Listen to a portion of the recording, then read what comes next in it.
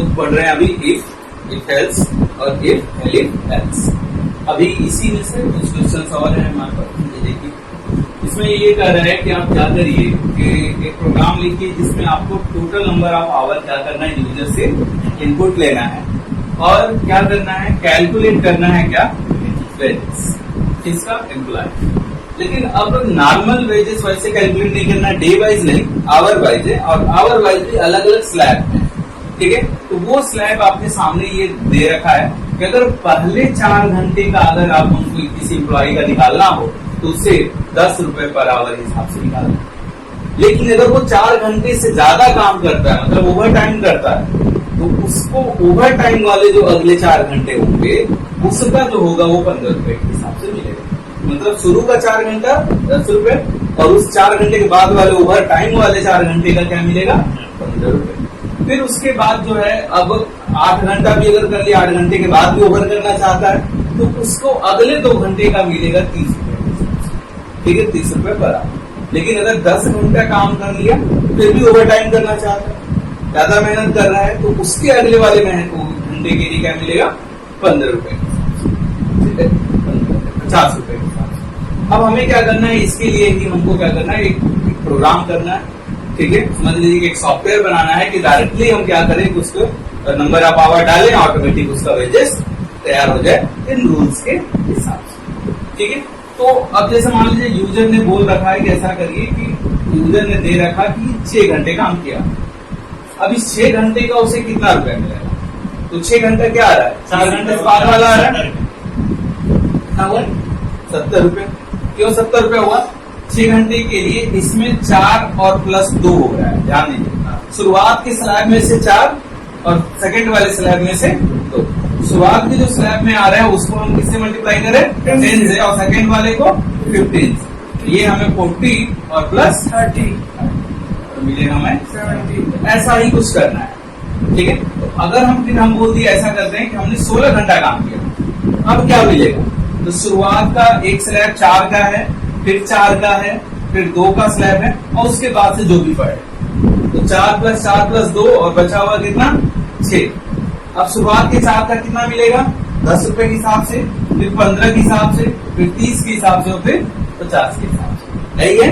इसका पूरा कितना रेट हो रहा है 16 घंटे में, क्या मिलेगा हमें, 40। इसका कितना मिलेगा, 60 और फिर 30। अब ये पूरा हम लोग जोड़ देंगे, 460 इसका। अब ऐसा ही कुछ हमको प्रोग्राम करना है स्लैब वाइज, ठीक है। तो करते हैं। सबसे पहला इस क्वेश्चन में बोल क्या रहा है, हमें क्या मानना है, हाँ, नंबर ऑफ आवर्स। हम यूजर से बोले क्या, एच नाम ले वेरिएबल ले लेते हैं और फ्लोट में है। क्यों फ्लोट में, हाँ, यूजर अगर बोल दिए 4.5 घंटा काम किया है ना, तो हम फ्लोट में ले लेते हैं। इनपुट क्या बोले,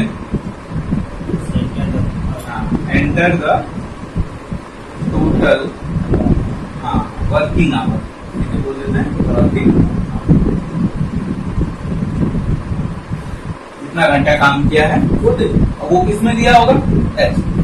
अब इस क्वेश्चन को हम लोग लॉजिकल ऑपरेटर लगा के केवल इफ से भी कर सकते हैं और बिना लॉजिकल ऑपरेटर के इफ एलिफ से भी कर सकते हैं। हम दोनों से बताएंगे आपको, ठीक है।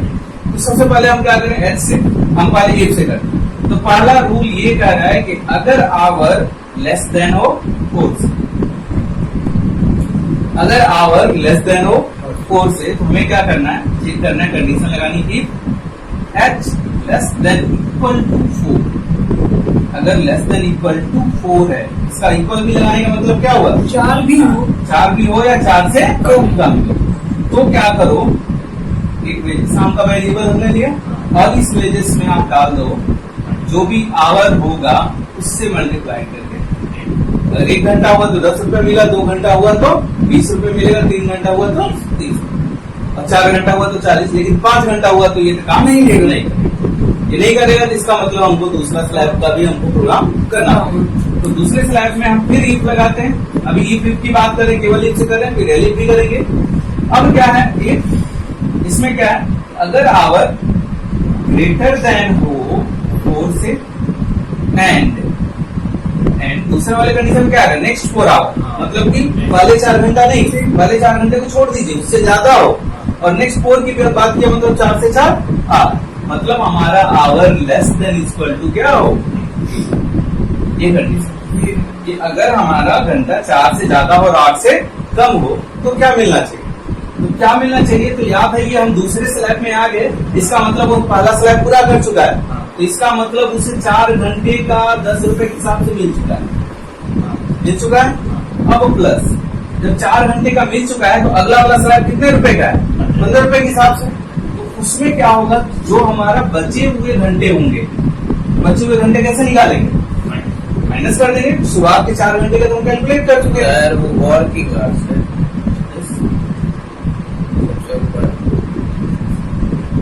पागल एक ही में है वर्क की, ठीक है। यहाँ पर 4 into 10 मतलब शुरुआत के 4 घंटे का ही कैलकुलेट कर चुका। नेक्स्ट 4 आवर के लिए, अब 4 आवर में कुछ भी होगा, तो अब मान लीजिए हमने 6 दे रखा है, तो 6 में से ये 2 कैसे निकालेगा, 2 into 15 -4 करना पड़ेगा, क्योंकि हमको शुरुआत के 4 घंटे हम कैलकुलेट कर चुके हैं। हमको क्या करना पड़ेगा, यहाँ मल्टीप्लाइड बाई सीधे हो जाएगा। अब इतने में कैलकुलेट हो जाएगा। अब पूरा 4 घंटा हो या 1 घंटा हो, 2 घंटा हो, कोई भी होगा, उसका 15 रुपए के हिसाब से हो जाएगा। अब फिर हम, लेकिन 8 घंटे से ज्यादा अगर यूजर ने दे रखा, तो फिर इसका मतलब तीसरा स्लैब भी हमें बनाना पड़ेगा। इफ h ग्रेटर देन 8 और 4 into 10 के भी है, एंड 4 घंटे 10 रुपए, वो तो ऊपर वाला है ना। अगर ये फर्स्ट हो गया, लेकिन दूसरे में जैसे ही आता है, अगर मान लो यूजर ने दे दिया 6 घंटा, 6 घंटे का 70 कैसे बताया तुम लोग, शुरुआत का 40 ही जोड़े है ना, क्योंकि 4 घंटे का 40 मिला, और फिर 2 घंटे। तो अब देखो जब तुम्हारा 6 घंटा होगा तो ये कंडीशन ट्रू होगी क्या, अगर ट्रू नहीं होगी तो कैलकुलेट होगा क्या। इसका मतलब अगर इसमें आते हैं तो हमको ये 4 घंटे का कैलकुलेट करके बताना पड़ेगा कि इसमें आए, इसका मतलब पहले का 4 घंटा आपका हो चुका है। क्लियर है, क्योंकि एक में हम लोग काम कर रहे हैं, ऐसा नहीं है कि हम इसमें आए तो इसका मतलब 4 घंटे का कैलकुलेट हो चुका है, बस बाकी 2 घंटे का करना नहीं ना, क्योंकि ये फाल्स हुआ तभी हम यहाँ पर आए। क्लियर है। अब फिर आते हैं ग्रेटर देन 1, और नेक्स्ट 2 आवर की बात कर रहे थे, 8 तो 10, इसका मतलब h क्या होना चाहिए, लेस देन इक्वल टू 8। अब इस पे क्या बनता है, तीसरे स्लैब में आए हैं, इसका मतलब कि वो मजदूर फर्स्ट स्लैब और सेकंड स्लैब का काम कर चुका है। सेकंड थर्ड में आते, फर्स्ट में क्या जोड़ना होगा उसका, 4 into 10 मिला, लेकिन प्लस फिर सेकंड स्लैब का कितने रुपए के हिसाब से मिला होगा, 50, मतलब 8 घंटे का उससे मिल चुका। अब इसमें आपको इसको जोड़ना क्या है कि h - 8, अब 8 घंटा निकालने के बाद जो बचे हुए घंटे होंगे उनका किस रेट से मिलेगा, 30 into। क्लियर है। फिर नेक्स्ट, अब नेक्स्ट क्या है, नेक्स्ट आवर, मतलब आगे कोई और नहीं दिया, मतलब आगे के कितने घंटे, तो सीधा सीधा हम बोल सकते हैं कि h ग्रेटर देन 10। h अगर 10 से भी ज्यादा हो, तो 10 से ज्यादा हो तो मतलब तीनों स्लैब पार कर चुके, चौथे में आया तो तीनों के लिए क्या हो जाएगा, WG फर्स्ट स्लैब कितने रुपए के हिसाब से 10, सेकेंड स्लैब 15, थर्ड स्लैब कितने का है, 2 घंटे का, लेकिन कितने रुपए के हिसाब से 30, फिर प्लस। अब h - 10 हो जाएगा, -10 क्यों, हाँ 10 घंटे का हमने कैलकुलेट कर लिया। अब बचे हुए जो घंटे होंगे वो कितने के रुपए के हिसाब से होंगे, कितना 50 हो गया। अब बस, अब इनमें से कोई एक ही कंडीशन ट्रू होगा, कोई भी एक ही कंडीशन ट्रू होगा, तो कोई एक भी कंडीशन ट्रू होगा तो वो वेजेस कैलकुलेट करके हमें दे देगा। वेजेस कैलकुलेट हुआ तो हम नीचे क्या कर देंगे, ट्रेंड में हमने क्या कर दिया, वेजेस इक्वल टू, इसमें है ये तो रहा केवल, कर सकते हैं ना। अब हमें क्या करना है, इसी को इफ एलिफ से करना है, ठीक है। तो आपने h मान लिया, कोई प्रॉब्लम नहीं, ना तो कर लेंगे। पहला कंडीशन सेम है, यही लगेगा, if h less than equal to 4, तो क्या मिले वेजेस, 10 रुपीज। ये तो हो गया, लेकिन एलिफ में याद होगा आपको क्या कर रहे थे, जब पहला कंडीशन फॉल्स हो तब दूसरे पे जाए, तो अगर हम दूसरे पे एलिफ में आ रहे हैं तो हम पहला कंडीशन फॉल्स है, इसका मतलब 4 से वो बड़ा, तो हम दूसरे 4 से बड़े के लिए हमको चेक करना जरूरी है क्या? यहाँ पर 4 से बड़ा वाला नहीं चेक करेंगे। क्यों? क्योंकि एलिफ पर तभी आएगा जब ये फॉल्स होगा, और फॉल्स कब होगा? जब वो 4 से बड़ा हो। इसका मतलब कंट्रोल यहाँ आया, तो इसका मतलब वो एक कंडीशन चेक कर चुका है, हम 4 से ज्यादा वाले। तो हम सीधे सीधे ये चेक करेंगे कि h less than equal to, अगर h less than equal to 8 है तो ये वाला कैलकुलेशन WG इक्वल टू कितना है? First slab 4 into 10 plus h minus 4 into कितना? क्लियर है? फिर एलिफ, इसका मतलब अगर ये भी कंडीशन पास होगा तब तो दूसरे वाले एलिफ पे आएगा। तो ये पास हो, इसका मतलब 8 से कम नहीं है, 8 से ज्यादा है, और 8 से ज्यादा है तो फिर सीधे h less than equal to 10, हम बस एक ही कंडीशन चेक करेंगे। हुआ?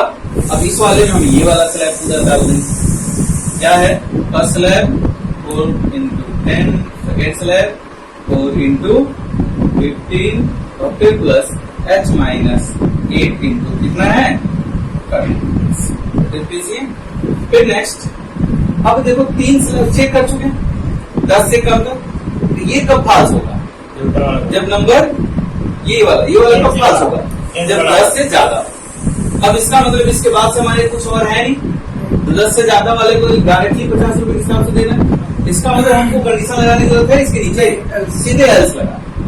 एल्स किस लिए लगा देंगे? क्योंकि वो 10 से ज्यादा होगा तो ऑटोमेटिक इस पे आ जाएगा, और इस एल्स पे आ गया तो वेजेस में हम क्या डाल देंगे?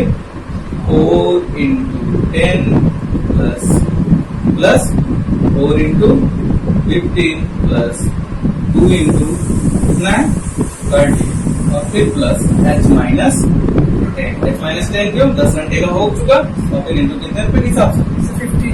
फिर उसके बाद अपनी क्लियर है? दोनों तरीका।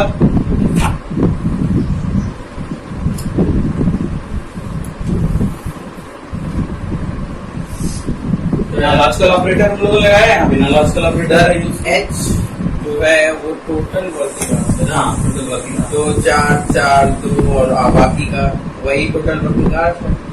ये स्लैब हमने एक रेट से फिक्स किया, रेट एक है, टोटल वर्किंग आवर्स हमें पता नहीं है, यूजर देगा। हाँ, तो आप उसमें से क्यों इसके आवर्स माइनस कर रहे हैं?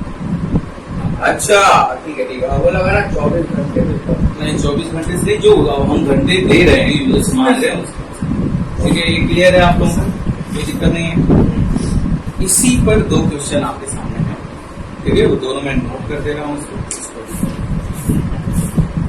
हिंदी में पता निकाल, अच्छी बात है। हिंदी इंग्लिश इसमें बंद कर देगा, क्या लिखा है?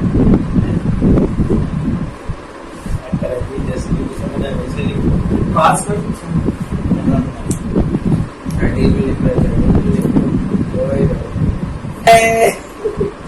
चलिए ठीक बोलेगा।